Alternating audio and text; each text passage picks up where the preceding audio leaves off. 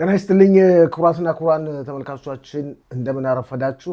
ልክ በሁለት ሰዓት ጠብቁ ነው።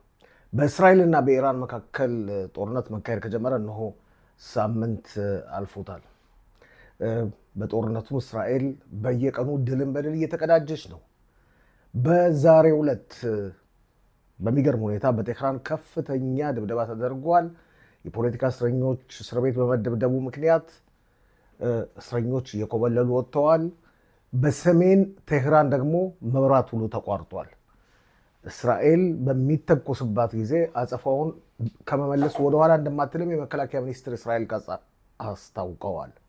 በዛሬው ዕለት 15 ሚሳኤሎች ከኢራን ወደ እስራኤል ተተኩሰው ነበር። ዶናልድ ትራምፕ የአሜሪካው ፕሬዚደንት ለመጀመሪያ ጊዜ ምናልባት በኢራን መንግስት መለወጥ እንደሚቻል ፍንጭ ሰጥተዋል። እነዚህና ሌሎችን እንደተለመደው ክቡራትና ክቡራን ተመልካቾቻችን ልክ ሁለት ሰዓት ጠብቁን። ሼር፣ ሰብስክራይብ እና ላይክ ማድረጋችሁን ምንጊዜም እንዳዘነጉ